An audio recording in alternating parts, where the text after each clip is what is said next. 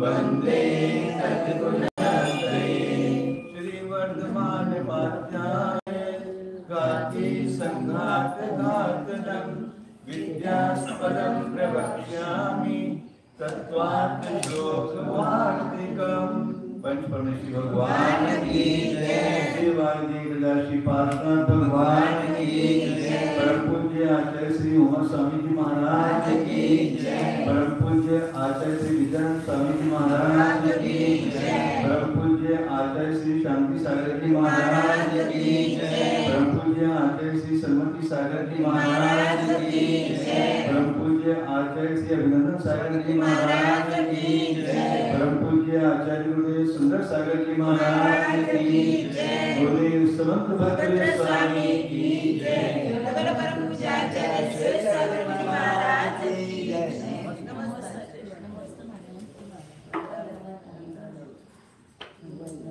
348 page number है। जो विज्ञानवादी है वो अनुभवी अनुभव कैसा ज्ञान में भेद नहीं मानता है। तो यहाँ पर आचार्य उसको सिद्ध कर रहे हैं। मतलब बुद्धि के द्वारा कुछ भी अनुभव करने योग्य नहीं है, ऐसा वो नहीं कहा। बुद्धि स्वयं प्रकाशित होती है, ग्राहक भाव से रहित है, ऐसा मानता है। इसको आचार्य यहाँ उत्तर दे रहे हैं। नान्योनुभाव्यो बुद्ध्याश्च तस्य नानुभवो परः ग्राह्य ग्राहक वैदुर्यात् स्वयं सा न प्रकाशते नानुभाव्यो बुद्ध्यास्ति तस्य नानुभवो परः ग्राह्य ग्राहक वैदुर्यात् स्वयं सा न प्रकाशते। न अन्यः अनुभव्यः, अन्य कुछ भी अनुभव करने योग्य नहीं है। इसके द्वारा बुद्धि के द्वारा, मतलब बुद्धि के द्वारा दूसरा कुछ जानने में आता ही नहीं है। अनुभव करने योग्य मतलब वस्तु ही नहीं है, तो दूसरा कुछ भी अनुभव नहीं है, ऐसा वो कहता है ना। तस्य न अनुभव पर, तो जिसके मत में बुद्धि के द्वारा कोई ज्ञेय अनुभव नहीं है, तो बुद्धि का दूसरा कोई अनुभव फल भी नहीं है। मतलब बुद्धि के द्वारा जान करके जो फल मिलता है ना, ज्ञान होता है, तो दूसरा अनुभव कुछ है ही नहीं फिर। क्यों? क्योंकि ग्राह्य ग्राहक कोई तो ग्राह्य ग्राहक भाव ही नहीं है।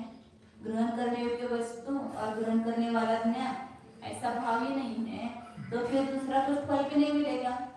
स्वयं सा न प्रकाशित है, बुद्धि भी जो है स्वयं प्रकाशित नहीं होती है। आप कह रहे हैं कि बुद्धि स्वयं ही प्रकाशित होती है, तो बुद्धि के द्वारा कुछ भी अनुभव नहीं है, तो ग्राह्य ग्राहक भाव का अभाव ही हो गया।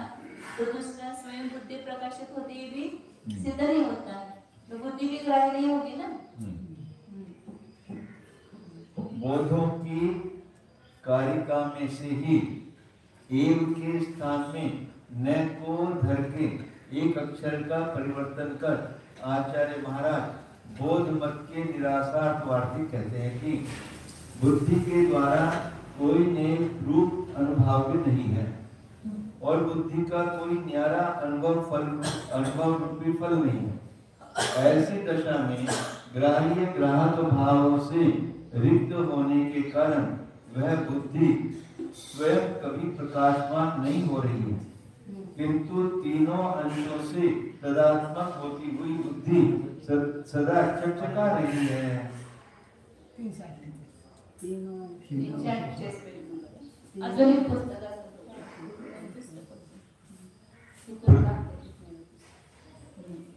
प्रदीप को यदि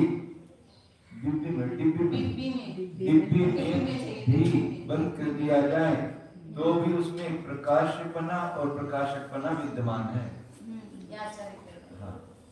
बुद्धि अपने पति पुत्र समान ग्राह्य अंशों से युक्त हो रही सदा सुहागिन है। बुद्धि अपने पति पुत्र समान ग्राह्य अंशों से युक्त हो रही सदा सुहागिन है। पति पुत्र समान क्रिया। ग्राह्य और ग्राहक। ग्राह्य पुत्र है और ग्राहक पति है।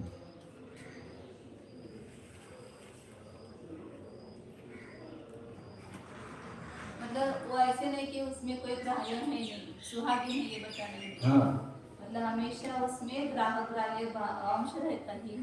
मतलब बुद्धि ग्राहक है और उसके द्वारा जो भी ग्रहण किया जाता है वो ग्राह्य है। ऐसा ही सदा प्रकाशमान हो रहा है। आज तक किसी को भी ग्राह्य ग्राहक ग्रहीति अंशों से रहित बुद्धि का प्रतिभास नहीं हुआ है। अतः बुद्धि यानी ग्राहिका के द्वारा अनुभाव्य यानी ग्राह्य का प्रकाश गृहीति होना मान लेना चाहिए। अनुभव सिद्ध पदार्थों का अपलाप करना न्याय नहीं है। सारांश यह है कि बुद्धि से जानने योग्य पदार्थ निराला है, उसका अनुभव भी बुद्धि से कथनचित भिन्न हो रहा है। ग्राह्य ग्राहक स्वभावों से सहित बुद्धि सदा प्रकाशित हो रही है। मतलब आचार्य ने उनका खंडन करने के लिए बताया कि आप यदि ग्राह्य ग्राहक भाव से रहित रहते हो तो बुद्धि भी स्वयं प्रकाशित नहीं होगी, और बुद्धि प्रकाशित होती है तो उसमें ग्राह्य ग्राहक भाव अपने आप सिद्ध होता है, क्योंकि बुद्धि ने स्वयं को तो ग्रहण किया ना, तो स्वयं में ग्राह्य हो गया, स्वयं में ग्राहक हो गया। नहीं बुद्धि अन्य अनुभाव्य नास्ति संतानन्तरस्य अनुभाव्यत्व अनुसंधान।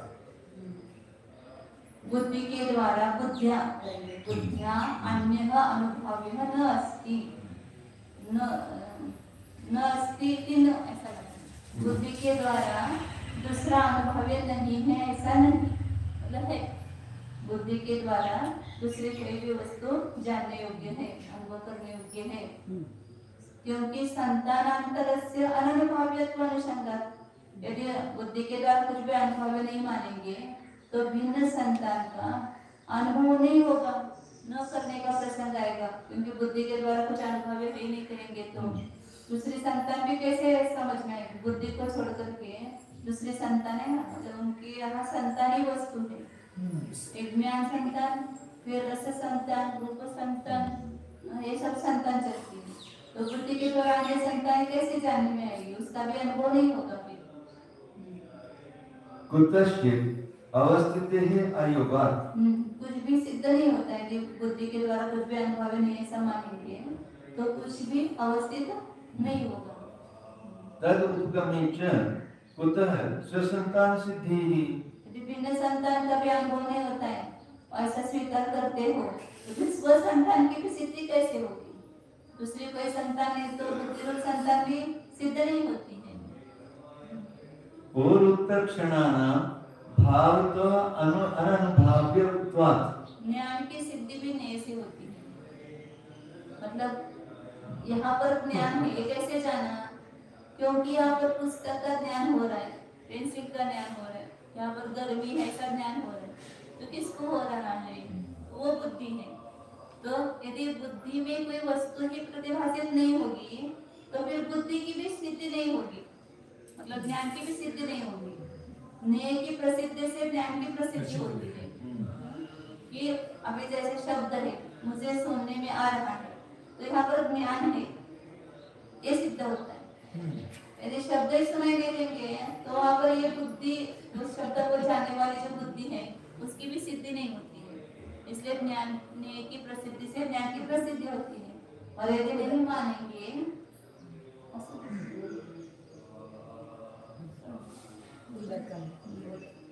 सुबह की धूप है ना,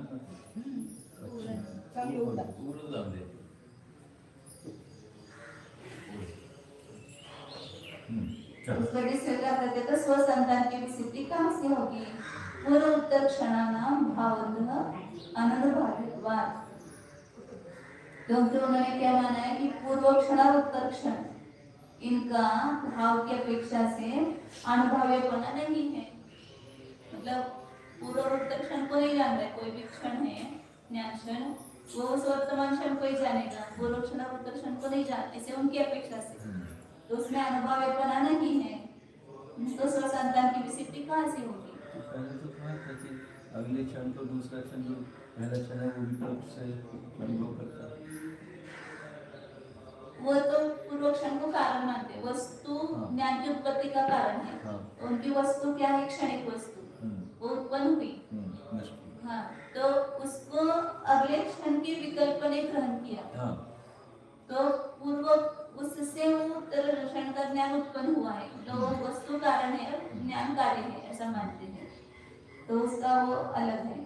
और यहाँ पर आचार्य कह रहे कि स्वसंतान की सिद्धि कहाँ से होगी? क्योंकि पूर्व क्षण और उत्तर क्षणों का अनुभव ही नहीं होता है, तो स्वसंतान की सिद्धि कैसे होगी? संतान तभी सिद्ध होगी ना, इतने क्षण सिद्ध हो जाए, पूर्व क्षण, अभिक्षण, उत्तर क्षण, ये सब सिद्ध हो जाए, तो उसमें एक संतान है। जैसे अभी बचपन से लेकर के आप आज तक हो, आपकी संतान चल रही है ना, तो पूर्व के क्षणों को जान रहे हैं, तो इसलिए तो संतान समझ में आ रही कि हमारी मनुष्य पर्याय इतने 50 साल की हो गई, ये कैसे जाना आपने? तो 50 साल का ज्ञान हो रहा है, तभी तो 50 साल में एक अन्वय जो है वो जानने में आ रहा है। बुद्धि के द्वारा कोई अन्य विषय अनुभव कराने योग्य नहीं है, यह नहीं कहना, क्योंकि अपनी संतान से अतिरिक्त दूसरी देवदत्त, जिनदत्त आदि की संतानों को अनुभव में नहीं प्राप्त होने पर का प्रसंग हो जाएगा। बुद्धि के अतिरिक्त किसी भी अन्य उपाय से दूसरे संतानों की व्यवस्था नहीं हो सकती है। बुद्धि के द्वारा अन्य संतानों को नहीं जानने योग्यपन को यदि स्वीकार कर लोगे तो बताओ अपनी संतान की सिद्धि भी कैसे करोगे? क्योंकि अन्य संतानों के समान अपनी संतान के आगे पीछे होने वाले क्षणिक परिणामों को भी वास्तविक रूप से अनुभवपना नहीं आता है। अर्थात बौद्ध मत में क्षणिक बुद्धि अपने एक क्षण के परिणाम रूप होती हुई चमकती रहती है, वह अपने पहले और पीछे के अनेक परिणामों को प्रकाशित नहीं करती है। अतः बुद्धि के द्वारा नेय नहीं होने के कारण अन्य संतानों का जैसे अभाव कर दिया जाता है, वैसे ही अपनी संतान का भी अभाव हो जाएगा। केवल एक समय का क्षणवर्ती परिणाम ही सिद्ध हो सकेगा। चालनी न्याय से उसका भी अभाव अनिवार्य है। पूर्व क्षण ने, उत्तर क्षण ने, तो अभी वर्तमान क्षण भी कहाँ से आएगा? त्यातली सगळ्यांना काढल्यानंतर काय शिल्लक राहणार तिथं? चलने होती ना, तो सब नीचे निकल गया तो क्या बचा? तो उत्तर भी गया, पूर्व भी गया, एक क्षण परिणाम भी सिद्ध नहीं होगा। देवदत्त यदि जिनदत्त की संतान का अभाव मानता है, तो जिनदत्त भी देवदत्त की संतान को नहीं जानता है। हम दूसरे की नहीं जाने वो अपमान जानेंगे, उसका अभाव हो गया तो इसका भी अभाव हो गया। इस प्रकार शून्यवाद छा जाएगा। दूसरों की संतान को मिटने वाला स्वयं भी तो जीवित नहीं रह सकता है, अन्यों की अपेक्षा वह भी दूसरा है। सार्वजनिक ज्ञान में अन्यायी राजा के समान पक्षपात चलाना समुचित नहीं है। देवदत्त कोई विशिष्ट ज्योति पिंड में से थोड़ा ही निकला है। देवदत्त कोई विशेष ज्योति पिंड में से थोड़ा ही निकला है, जिससे वही अकेला जगत में बना रहे हैं। दूसरी संतान का ज्ञान नहीं हो रहा है तो दूसरे के पीछे इसका भी ज्ञान नहीं हो रहा है। ये कोई ऐसे कोई ज्योति पिंड है जिसमें से वो उत्पन्न हुआ है। स्यात् आत्मतम यथा वर्तमान बुद्धि ही स्वरूपम एव वेद्यति न पूर्वाम उत्तराम वा बुद्धि संतानांतरम बहि अर्थम वा। तो यदि बौद्ध ऐसा कहता है, अभिप्राय उसका क्या कि जो वर्तमान की बुद्धि है, वर्तमान समय में उत्पन्न होने वाला ज्ञान क्षण, वो स्वरूपम एव वेद्यते, स्वरूप का ही वेदन करता है, अनुभव करता है। न पूर्वाम उत्तराम वा बुद्धि, पूर्व बुद्धि को या उत्तर बुद्धि को वो अनुभव नहीं करता है, या दूसरी संतान का भी वो अनुभव नहीं करता है, न बाह्य पदार्थ का भी अनुभव करता है। ऐसा है जो उनका अभिप्राय है। आगे आचार्य बताने और तथा अतीत अनागता च बुद्धि ही ततः स संविदितः स्वसंतान स्वयं संविदित क्रमवर्ती अनेक बुद्धि क्षणात्मकत्वात् इति। और उस प्रकार अतीत और अनागत बुद्धि और उससे स्वसंवेदितः अपने स्वसंवेदन से स्वसंतान स्वसंवेदित क्रमवर्ती अनेक बुद्धि क्षणात्मकत्वात्, मतलब वो ऐसा कहता है बौद्ध, मतलब हर एक समय में जो वर्तमान बुद्धि वो स्वरूप का वेदन करती है ना, तो उसे अतीत में जो वर्तमान थी बुद्धि वो भी उस समय उसने अपना वेदन किया था, आगे भी जो होगी वर्तमान बुद्धि वो अपना वेदन करेगी। इस प्रकार अतीत अनागत बुद्धि जो है वो सिद्ध हो जाएगी, उससे स्वसंवेदन से अपनी स्वसंतान सिद्ध हो जाएगी। क्यों? क्योंकि स्वसंवेदित क्रमवर्ती अपने द्वारा संवेदन किए गए क्रमवर्ती ऐसे जो अनेक बुद्धि क्षण स्वरूप होने से स्वसंतान क्या है? अपने अनेक समयवर्ती अनेक क्षण, उसको कोई संतान कहेंगे ना। तो ऐसे यदि हर समय बुद्धि अपना अपना वेदन कर रही है तो इन सब का मिलाकर के एक संतान है, ज्ञान संतान, ये बात सिद्ध होती है, ऐसा वो बौद्ध कहता है। तो आचार्य कह रहे तद असत, ये तुम्हारा कहना असत है, बराबर नहीं है, ठीक नहीं है। वर्तमान या बुद्धिया पूर्वोत्तर बुद्धियोः अवेदना स्वरूप मात्र वेदित्व अनिश्चया। ये आपका कहना ठीक नहीं, क्योंकि आप क्या कहते हो कि वर्तमान बुद्धि अपने स्वरूप को ही जानती है, तो वर्तमान बुद्धि के द्वारा क्या जाना जा रहा है? वर्तमान बुद्धि जानी जा रही है, तो पूर्व बुद्धि और आगे होने वाली बुद्धि दोनों का भी वेदन नहीं हो रहा है, अवेदनात्। और स्वरूप मात्र वेदित्व निश्चय, स्वरूप मात्र का वेदीपना है, इसका निश्चय नहीं हुआ है, इसका निश्चय नहीं है, इसलिए आपका कहना असत्य है। तेज अनुमान बुद्धिया वेद्यते, वे दोनों पूर्व बुद्धि और उत्तर बुद्धि अनुमान बुद्धि के द्वारा जानी जाती है। स्वरूप मात्र वेदिन्यो इति अपि असारम्। मतलब यदि वो कहता है, उस पर आचार्य ने कहा ना कि वर्तमान बुद्धि के द्वारा पूर्व बुद्धि और उत्तर बुद्धि का वेदन नहीं होता है, तो स्वरूप मात्र का वेदीपना इसका भी निर्णय नहीं होता है। तो उस पर वो कह रहा है कि अनुमान बुद्धि से पूर्व और उत्तर जो बुद्धि है उसको जाना जाता है, उसका वेदन किया जाता है, क्योंकि दोनों भी है वो स्वरूप मात्र वेदिन्य। पूर्व बुद्धि ने भी स्वरूप मात्र का अनुभव किया था, वेदन किया था, उत्तर बुद्धि में भी अपने स्वरूप मात्र का वेदन कर रही है, तो अनुमान के द्वारा उन दोनों का निर्णय होता है, ऐसा वो मानता है। तो आचार्य कहते इत्यपि असारम, ऐसा आपका कहना भी सार रहते, उसमें कुछ भी सार भरा हुआ नहीं है। संतानांतर सिद्धि प्रसंगा, यदि आप ऐसा मानते हो अनुमान से उन दोनों बुद्धि का वेदन होता है मानते हो, तो दूसरे संतान की भी सिद्धि होने का प्रसंग आता है। तथा च संतानांतरम स्वसंतानः च अनुमान बुद्ध्यानुभाव्य न पुनः वही अर्थ इति कुतः विभाग सर्वथा विशेष भावात्।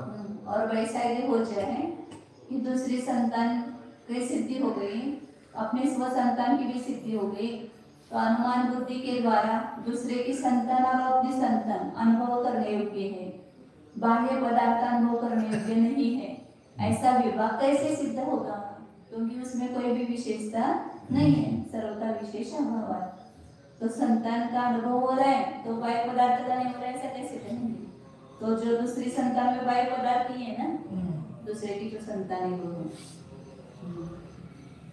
संभव है। इस खंडन का प्रतिखंडन करने के लिए बौद्धों की यह भी एकांत चेष्टा होवे कि जैसे वर्तमान काल में होने वाली बुद्धि अपने स्वरूप का ही ज्ञान कराती है, पहले और पीछे होने वाले अपने बुद्धि रूप परिणामों का तथा जिनदत्त इंद्रदत्त आदि अन्य संतानों का अथवा घट पट नील पीत आदि बहिरंग अर्थों का ज्ञान नहीं कराती है, क्योंकि नए पदार्थों के काल में ज्ञान नहीं उपज पाया और ज्ञान काल में नेर नहीं रहे। इस प्रकार भूत भविष्यत काल में परिणत हो रहे बुद्धि के क्षणिक परिणाम भी अपने अपने क्षणवर्ती स्वरूप को ही जान लेते हैं। इस कारण अपनी लंबी चौड़ी ज्ञान धारा रूप संतान तो स्वसंवेदन से जानने योग्य है, क्योंकि वह संतान स्वसंवेदन से जान लिए गए और क्रम क्रम से होने वाले बुद्धि के क्षणिक परिणामों का समुदाय रूप है। अतः अपनी लंबी ज्ञान धारा तो बुद्धि से अनुभाव्य मान ली जाती है। इस प्रकार बोध अपने संतान की सिद्धि करते हैं। आचार्य समझाते हैं कि उनका वह चेष्टित प्रशंसनीय नहीं है, कारण कि वर्तमान समय की बुद्धि के द्वारा आगे पीछे होने वाले बुद्धि क्षणों का ज्ञान नहीं हो पाता है। तब तो वे बुद्धि के पूर्व समयवर्ती या उत्तर समयवर्ती परिणाम स्वयं को ही जानते हैं, बहिरंग विषयों को नहीं जानते हैं। इसका पता नहीं चला।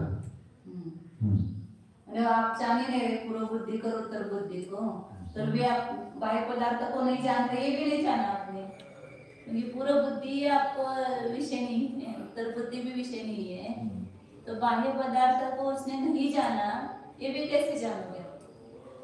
ये क्या जगह वर्तमान समय में वो पूर्व की जो घटना हो चुकी, पूर्व जो क्षण हो चुके, उनको अनुमान से जानता है। वो अभी बात नहीं करेंगे। हाँ। अभी पहले चल रही, तो उसका निषेध किया, फिर वो कहेगा कि अनुमान से जान लेते हैं। हाँ।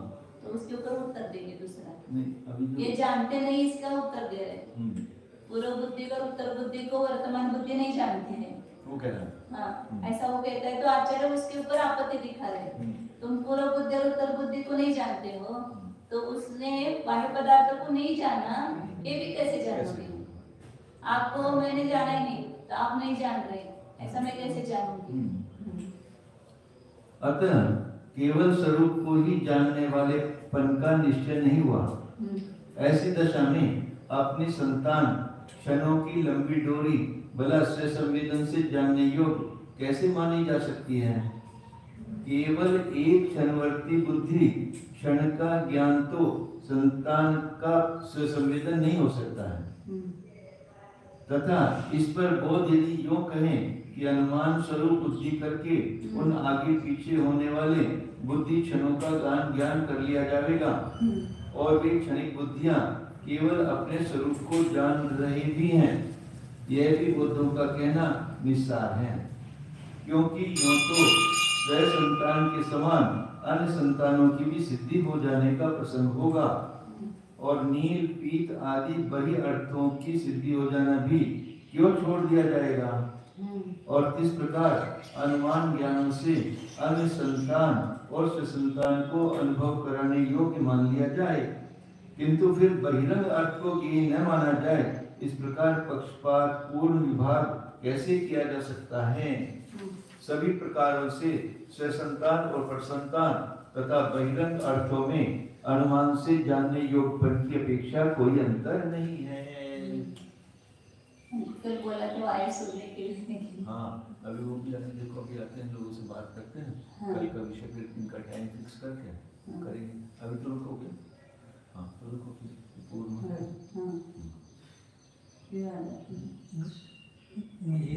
याच्यामध्ये हे पहिल्या अगोदर फिक्स केलं पाहिजे की त्यांनी जे मांडलेलं प्रमाण म्हणजे प्रत्यक्ष प्रमाण आणि अनुमान प्रमाण, हे दोन प्रमाण मानलेले आहे। प्रतिविज्ञांतर स्मृती, प्रतिविज्ञांतर अनुमान, अनुमान आणि प्रत्यक्ष प्रमाण एवढे मांडले, हे बाकीचे मांडलेले नाही। हे प्रथम लक्षात ठेवून हे वाचलं तर म्हणजे थोडंसं मागचा पुढचा संदर्भ लागतो। नाही तर काय चालेल की बाह्य पदार्थ विषय ज्ञान करते की नाही, जे ज्ञान स्वतःच प्रकाशित करतं, दुसरा बाह्य पदार्थाचा अभाव करतात ना, आपला करतात। विज्ञानाद्वैतवादी आहे, त्या ज्ञानालाच मानतात, बाह्य पदार्थाला मानतच नाही। हे सगळं दिसते ते खोटच आहे सगळं, म्हणजे काय दिसते ते। मग ते स्वतःला जाणते म्हणतात, तर काय काय प्रसंग येतात ते दाखवतात आचार्य त्यांना। तुम्ही जर नाही मांडलं दुसऱ्याला, मग बुद्धीला पूर्व बुद्धी उत्तर बुद्धी जाणते की नाही, त्याला आपण जाणत नाही म्हटलं। तर मग हे बुद्धी पण सिद्ध होणारच नाही की वर्तमान बुद्धी पण पूर्व क्षण सिद्ध झाला नाही, वर्तमान क्षण कसं सिद्ध होणार, उत्तर क्षण पण झाल्यानंतर असं मग सगळ्याचाच अभाव होतोय, बुद्धीचा पण अभाव नाही. त्याचं दाखवून ते दाखवतात बोलताना, म्हणून त्याला प्रत्यक्षाने अनुमान दोन मानतात हे तर आहेच की त्याच्यामध्ये, म्हणजे त्याचा अर्थ चाललेला नाहीये. विवादापन्ना बहि अर्थम बुद्धि अनालंबना बुद्धित्वात् स्वप्नादि बुद्धिवत् इति अनुमानात् बहि अर्थ अननुभाव्य बुद्धिया सिद्ध्यति न पुनः संतानान्तरं ससंतानः च इति न बुद्ध्यामहि. वो ऐसा अनुमान देते हैं, क्या अनुमान देते हैं कि जो बुद्धि अभी जिसके बारे में वो चल रहा है बुद्धि के बारे में, वो कैसे उसको कहेंगे विवादापन्न. विवादापन्न बुद्धि जो है वो अर्थ बुद्धि ही, मतलब बहिर्थ बुद्धि ही, बाह्य पदार्थ को जानने वाली बुद्धि जैसे है अनालंबना, आलंबन रहित है, उसका आलंबन नहीं है क्योंकि बुद्धिपना होने से, उसमें बुद्धिपना ही है तो उसको दूसरे के आलंबन की क्या आवश्यकता है, ऐसा बौद्ध कहते हैं. जैसे स्वप्नादि बुद्धिवत, जैसे अपन स्वप्न में क्या क्या देखते हैं, वो पदार्थ रहता है क्या बाहर नहीं, कौन से वो मंदिर देखते हैं, कोई मूर्तियां देखते हैं, कुछ मतलब कुछ भी देखते हैं ना, तो वहां तो बाह्य पदार्थ ही नहीं है.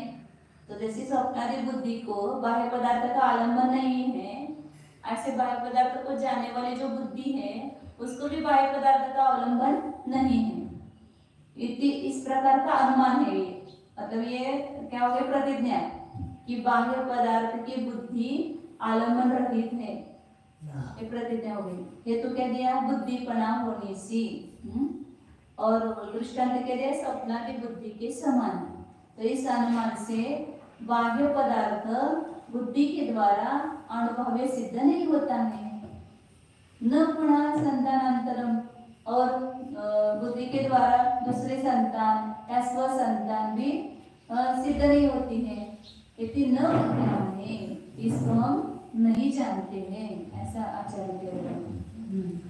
स्वप्न संतानांतर स्वसंतान बुद्धि अनालंबनत्व दर्शनात् अन्यत्र अपि तथात्व साधनस्य कर्तुं शक्यत्वात्. स्वप्न संतानांतर दूसरा संतान और स्व संतान, इसकी जो बुद्धि है उसमें अनालंबपना दिखाई देने से, अगर स्वप्न बुद्धि में भी आलंबन नहीं है तो दूसरे संतान को जानने वाली बुद्धि है, स्व संतान को जानने वाली बुद्धि, ये भी आलंबन रहितपना दिखाई देने से दूसरी जगह भी उस प्रकार का साधन करना शक्य है, शक्यत्वात्. बहि अर्थ ग्राह्यता दूषणस्य च संतानांतरग्राह्यतायां समानत्वात् तस्याः तत्र कथंचित् अदूषणत्वे बहि अर्थ ग्राह्यतायाम् अपि अदूषणत्वात्. और यदि आप कहोगे कि बाह्य पदार्थ का ग्राह्यपना में दूषण दिया जाता है तो दूसरी संतान को ग्राह्यपना में भी वो दूषण समान है. दूसरे संतान को भी कैसे ग्रहण करेंगे, बाह्य पदार्थ को ग्रहण करने में दूषण है तो दूसरे संतान को ग्रहण करने में भी समानपना होने से. और तस्याः तत्र कथंचित् अदूषणत्वे, उसका उसमें कोई दूसरे संतान को जानने में कोई दूषण नहीं, ऐसा कहेंगे तो बाह्य पदार्थ को ग्रहण करने में भी दूषण नहीं होना चाहिए, कोई दूषण नहीं है. कथम ततः तत्प्रतिक्षेपः इति अस्ति एव बुद्ध्या अनुभाव्यः. फिर उसमें उसका खंडन कैसे किया जाता है, इसलिए इस बात सिद्ध होती है कि बुद्धि के द्वारा अनुभव करने योग्य वस्तु है, अनुभवी है. बुद्धि के द्वारा कुछ भी अनुभवी नहीं, ऐसा आप कह रहे थे, वो नहीं है. बोधजन अपनी संतान को सिद्ध करने के लिए अपना जीवन चाहते हो तो दूसरे का जीवन स्थिर रखो.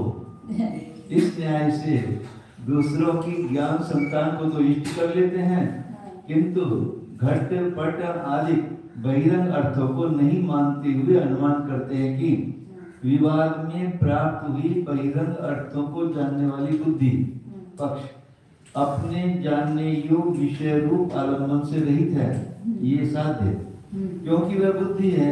हेतु जैसे कि स्वप्न अवस्था, तमारे की दशा, उन्मत्त पने में हुई बुद्धियां अपने विषयभूत अर्थों से रहित हैं। तमारा मतलब ये होता है क्या?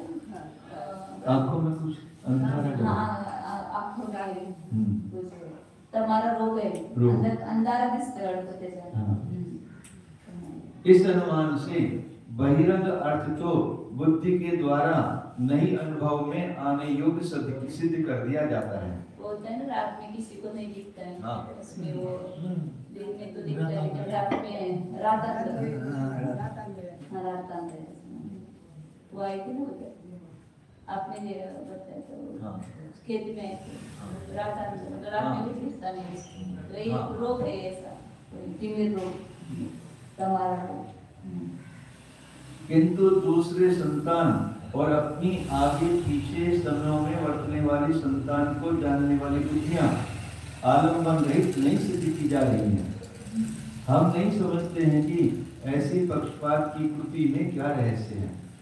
स्वप्न का दृष्टांत लेकर वास्तविक घट पट नील आदि के ज्ञान को यदि निर्विषय मान लिया जाता है, तो स्वप्न, मद्यपान, कठिन रोग आदि की अवस्था में नहीं विद्यमान हो रहे अन्य संतान और सुसंतान को जानने वाली बुद्धियों का निर्विषयपना दिखने से अन्य जागृत, स्वस्थ आदि अवस्थाओं में हुए वस्तुभूत स्वयं पर संतानों के ज्ञान को भी इस प्रकार निर्विषयपना साधा जा सकता है।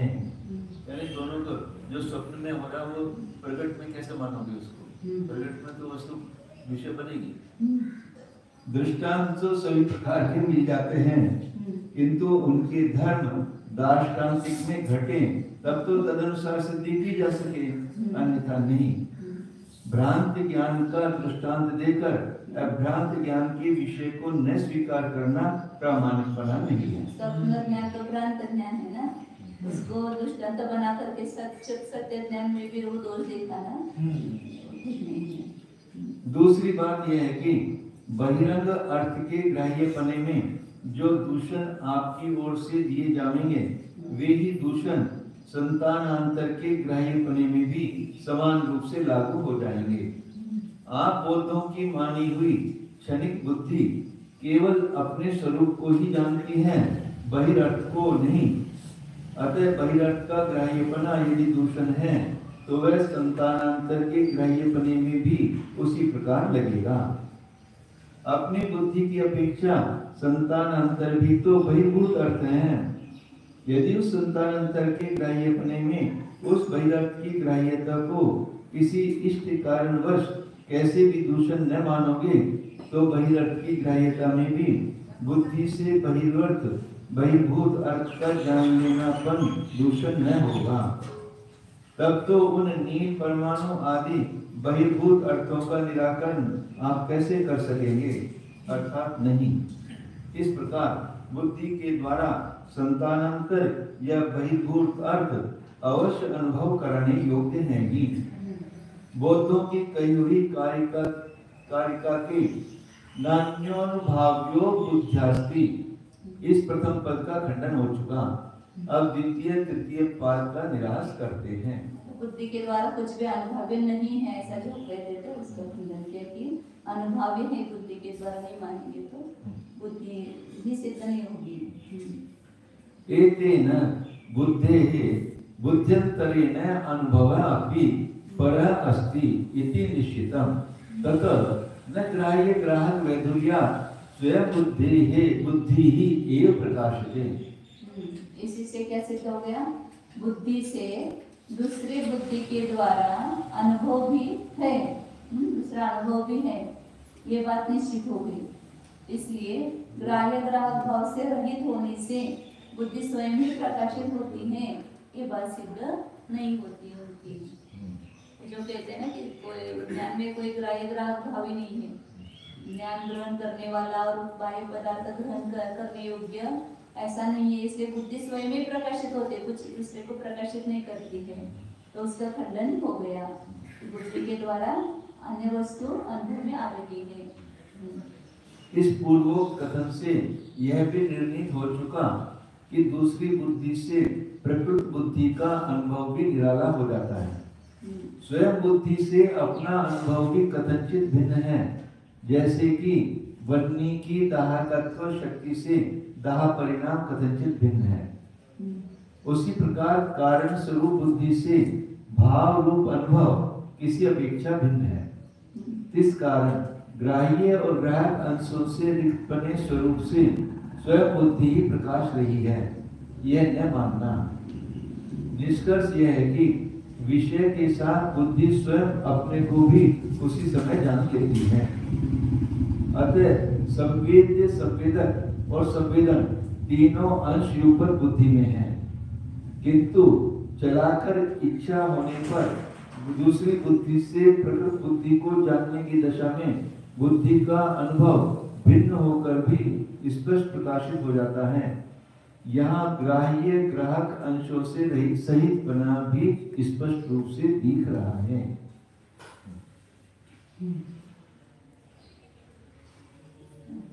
हाँ, मां भूत संतानांतरस्य स्वसंतानस्य वा व्यवस्थिति ही वही अर्थवत् संवेदनात् अद्वैतस्य ग्राह्य ग्राह्य आकार विवेकेन स्वयं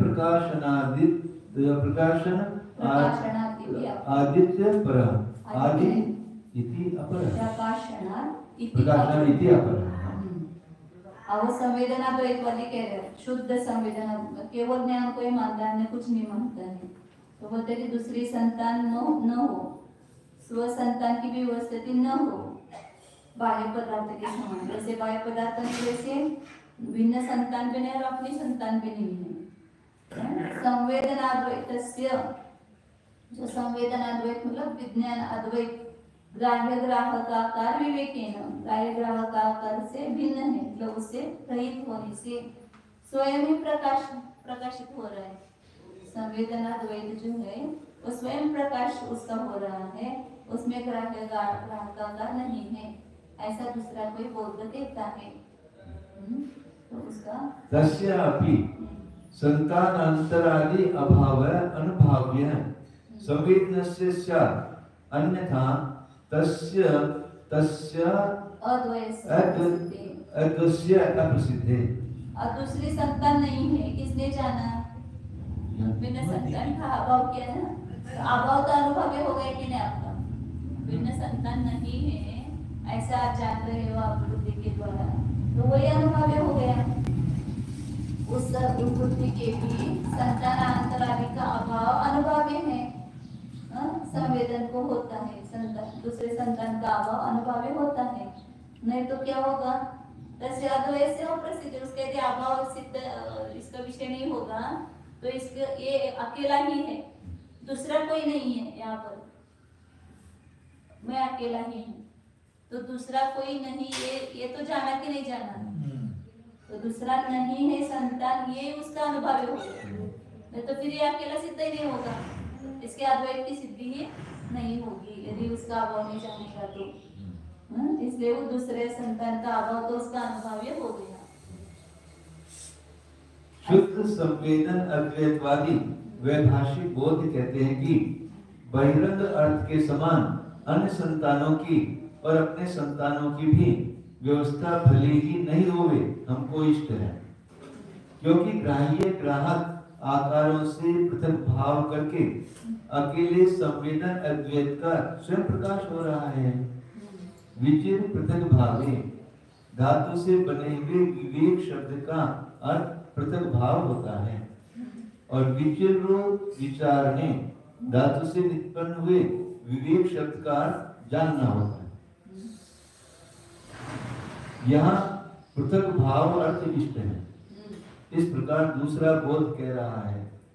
इस पर आचार्य कहते हैं कि उस बोध के यहाँ भी अन्य संतान, स्वसंतान, नील आदि का अभाव तो संवेदन के द्वारा अवश्य अनुभव कराने योग्य होगा, अन्यथा यानी संतानांतर आदि के अभाव को यदि नहीं माना जाएगा तो संतानांतर आदि की सत्ता बन बैठेगी। ऐसी दशा में उसके अद्वैत बने की भला प्रकार सिद्धि नहीं हो सकती है। द्वैत आ गया। सेय मोभियत पाशा रज्जु। दोनों तरफ से पाशा रज्जु उसके लिए हाँ, फांसा बना हुआ है। इधर गए तो भी फांसा, इधर गए तो भी फांसा। यदि वो मानता है तो भी उसका ये सिद्ध नहीं होगा, नहीं मानता है तो भी सिद्ध नहीं होगा। इकडे भी रिकडाना असं म्हणतो। स्वानुभवनम एव संतानांतरादि अभाव अनुभवनम संवेदनस्य इति च न सुभाषितम। स्वरूपम अत्र संवेदनस्य एव असिद्धिः। वो कह रहा है कि दूसरे संतान का अभाव का अनुभव दूसरा कुछ नहीं है, अपना अनुभव होना स्व अनुभव नहीं, दूसरे संतानांतरादि का अभाव का अनुभव है। संवेदन को, ज्ञान को स्व का अनुभव हो रहा है, स्व स्वरूप का ज्ञान हो रहा है, उसी से जाना जा रहा है कि दूसरे संतान का अभाव है। दूसरे संतान का अभाव ये जानने के लिए दूसरा कुछ जानने की आवश्यकता नहीं है। उसका जो स्वानुभव हो रहा है ज्ञान का, उसी से संतानांतरादि का अभाव का अनुभव होता है। तो ऐसा कहना आचार्य कह रहे न सुभाषितम, तुम्हारा कहना ये अच्छा नहीं है, अच्छा भाषण नहीं है, सुभाषित नहीं है।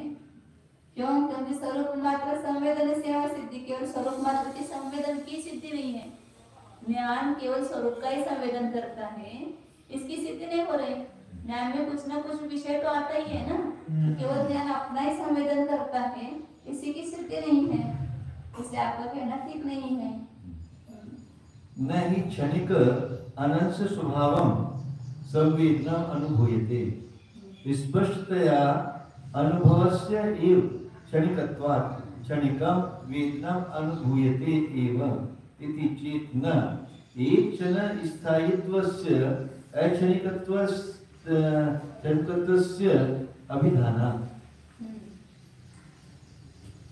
क्षणिक अनवश्य स्वभाव, संवेदन जो मतलब ज्ञान है वह अपने क्षणिक और अनवश्य स्वभाव का अनुभव नहीं करता है।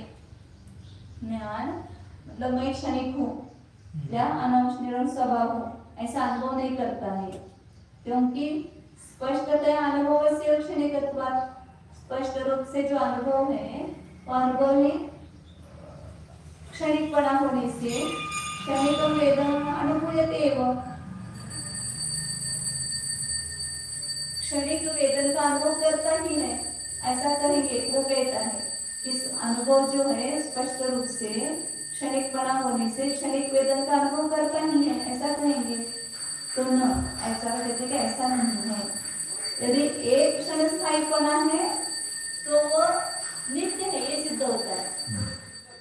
उत्पाद वे ध्रुवता की सिद्धि करते हैं, क्योंकि उत्पाद वे किसके आधार से होंगे? एक क्षणिकपना है तो अभी का एक क्षण स्थायी बना, फिर दूसरा वो भी एक क्षण स्थायी है, फिर तीसरा वो भी एक क्षण स्थायी है, तो अनेक क्षण सिद्ध हो गए। तो अनेक क्षण सिद्ध हो गए तो अक्षणिकपणा सिद्ध हो गया।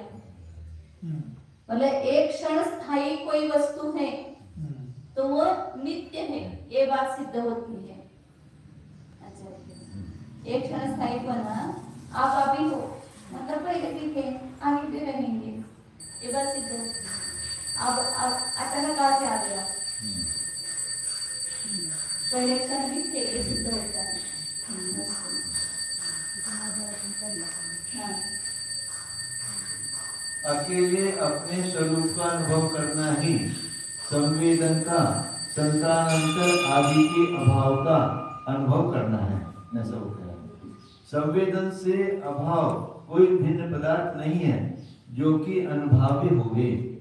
इस प्रकार अद्वैतवादियों का भाषण अच्छा नहीं है, क्योंकि संवेदन से अतिरिक्त संतानांतर आदि पदार्थों के अभाव को स्वतंत्र रूप से व्यक्त जाने बिना केवल स्वरूप के संवेदन की सिद्धि ही नहीं हो सकती है।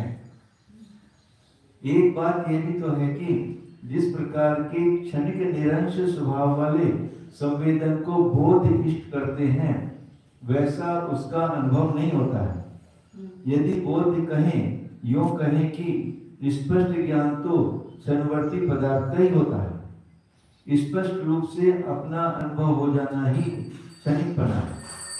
अतः एक क्षणवर्ती अद्वैत संवेदन का ज्ञान होना अनुभूत हो रहा ही है, यह तो नहीं कहना, क्योंकि एक क्षण में स्थिति स्वभाव से रहने का अर्थ क्षणिकपना कहा गया है। अर्थात जो एक क्षण भी स्थिरशील है वह ध्रुव है। उत्पाद व्यय के समान ध्रुवपना भी एक समय में स्वीकार किया है, तभी वह सत पदार्थ हो सकेगा।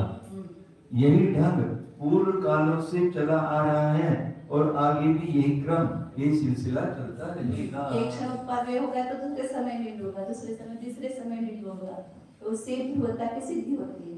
तो कभी कोई भी पदार्थ एक क्षण से रह रहा है तो दूसरे क्षण में भी रहेगा, फिर तीसरे क्षण में भी रहेगा, उससे ध्रुवता की सिद्धि होती है।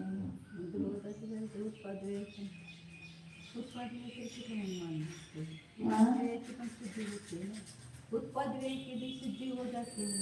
उत्पाद वस्तु का स्वभाव उत्पाद द्रव्य है, तो तीनों की भी सिद्धि होती है। सिर्फ ध्रुव मानते हैं, अद्वैत मानते हैं।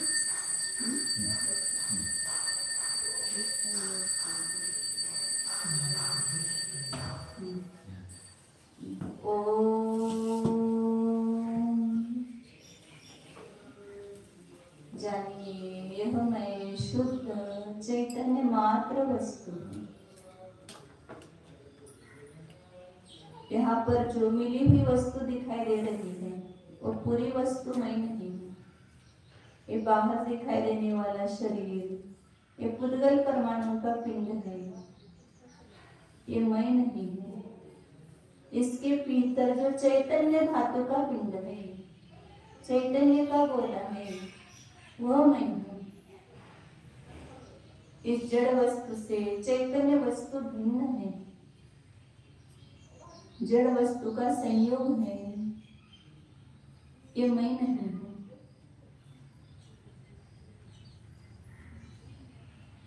मैं असंयोगी तत्व हूँ। मैं ज्ञान दर्शन स्वरूपी हूँ, उपयोग स्वभावी हूँ। मेरे संपूर्ण रचना ज्ञानमय है। मैं ज्ञान मूर्ति हूँ, ज्ञान वास्तु हूँ। अपने भीतर स्थित अबोध सौध को देखो। सौध मतलब महाल, भीतर ज्ञान का महल खड़ा है। उस ज्ञान महल में ही हम स्थित हैं, हम शरीर में स्थित नहीं हैं। उस अपने ज्ञान स्वरूप निज चैतन्य वस्तु को जानो, स्वीकार करो। मैं मनुष्य नहीं, मैं पुरुष नहीं, मैं स्त्री नहीं, मैं एक चिन्मय वस्तु हूँ। शुद्ध चैतन्य स्वरूप, ज्ञानानंद स्वरूप, तंकोत्कीर्ण ज्ञायक स्वरूप, शुद्ध एको ध्रुव।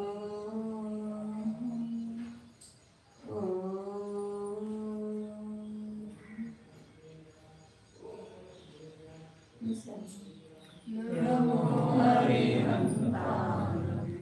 नमो